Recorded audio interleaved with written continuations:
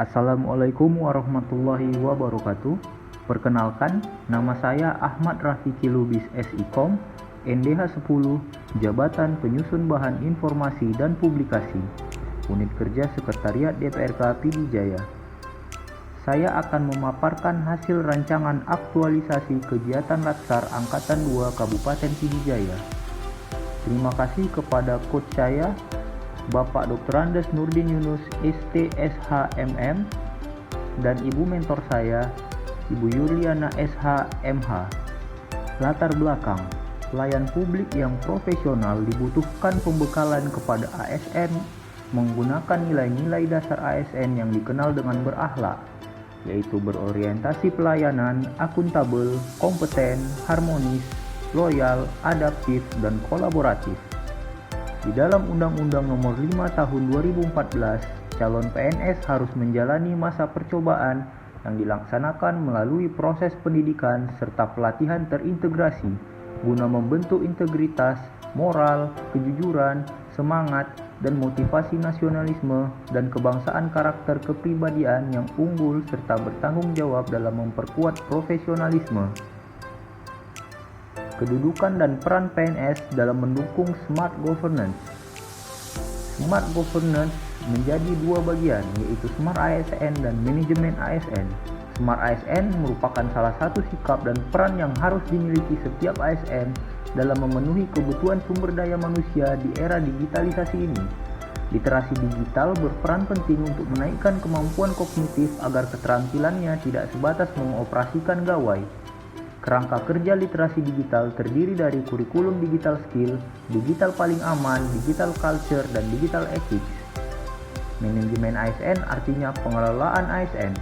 Pegawai ASN yang profesional memiliki nilai dasar etika, profesi, bebas asal hegemoni politik, bersih berasal praktik korupsi, kong kali kong, dan nepotisme. Selanjutnya, manajemen ASN juga menekankan pada pengaturan profesi pegawai di mana hal ini dilakukan agar selalu tersedianya aparatur sipil negara yang unggul dan sejalan dengan perkembangan zaman. Berdasarkan jenisnya, pegawai ASN terdiri dari pegawai negeri sipil atau PNS dan pegawai pemerintah menggunakan perjanjian kerja atau P3K.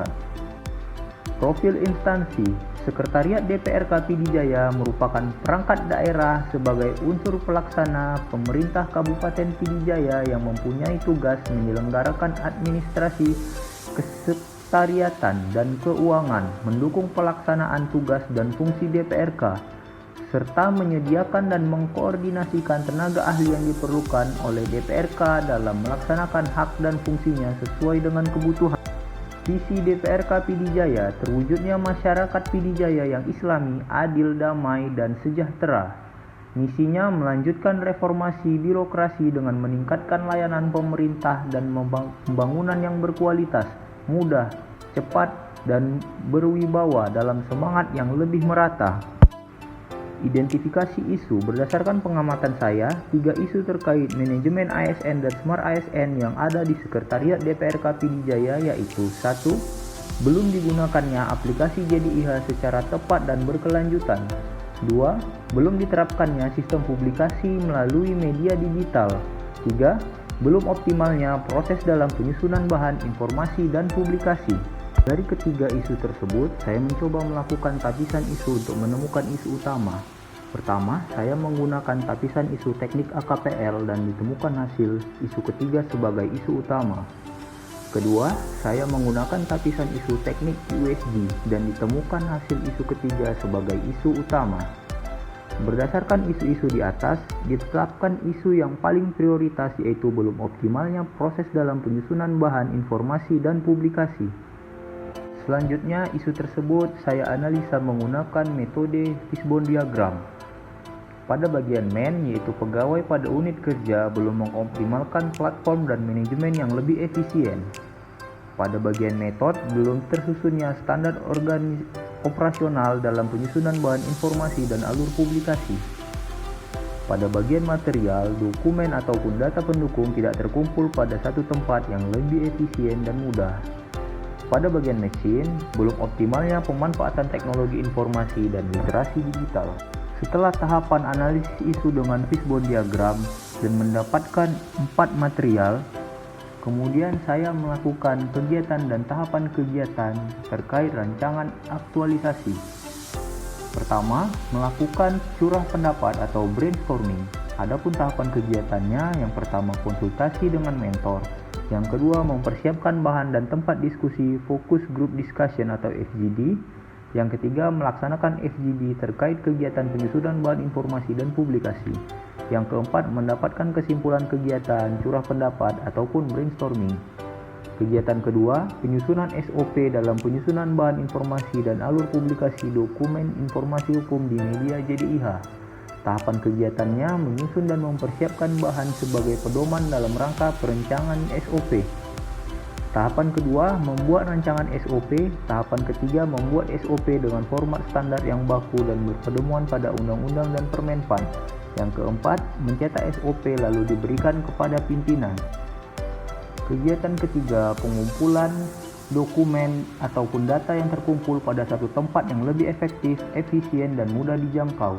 Adapun tahapan kegiatannya, yang pertama membuat dan mendaftarkan akun khusus database dengan menggunakan aplikasi berbasis web yaitu Google Drive. Yang kedua, mengubah dokumen menjadi data agar dapat dimuat ke dalam database Google Drive.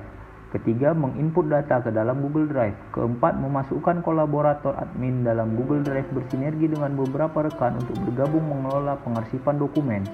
Yang kelima, mengcopy file dokumen ke dalam penyimpanan eksternal atau flash disk sebagai cadangan data untuk membackup bila sewaktu-waktu terjadi trouble dengan file dokumen. Kegiatan keempat yaitu pembuatan media sosial Instagram sebagai media sosial resmi. Adapun tahapan kegiatannya, yang pertama membuat dan mendaftarkan akun email khusus untuk akun media sosial resmi milik kantor. Kedua, membuat dan mendaftarkan akun media sosial resmi milik kantor. Yang ketiga, membuat desain signature resmi untuk akun media sosial.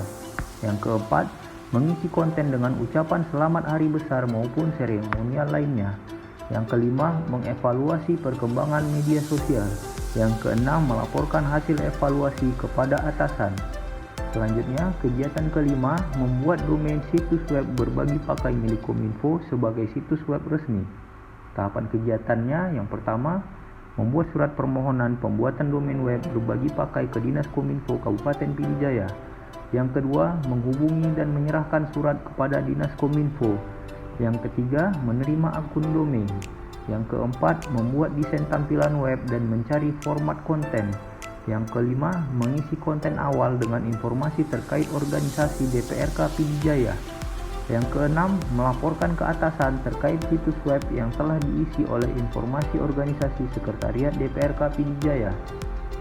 Kegiatan keenam yaitu pembuatan desain visual dalam rangka pengoptimalan literasi digital dan kegiatan publikasi.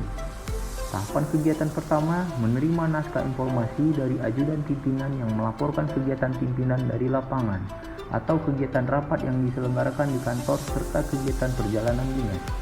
Kedua, menyusun bahan informasi menjadi berita yang memiliki nilai utama jurnalistik dan mengedepankan informasi publik yang bermanfaat sebagai wujud tanggung jawab kepada publik dan telah melewati penyaringan jenis informasi yang berdasar pada peraturan perundang-undangan yang berlaku di Indonesia. Yang ketiga, persiapan dengan mengumpulkan dan menyiapkan bahan-bahan desain visual seperti aplikasi editing, font, tata letak desain, dan pemilihan warna desain. Yang keempat, proses pembuatan bahan informasi dengan mengoperasikan aplikasi desain dan edit video menggunakan aplikasi Adobe Premiere, Adobe Illustrator, dan Canva. Yang kelima, melaporkan kepada atasan terkait bahan informasi yang telah dibuat untuk diperiksa kembali, mencegah terjadinya kesalahan publikasi dan sebagai wujud menjaga integritas sekretariat DPRK Pidijaya.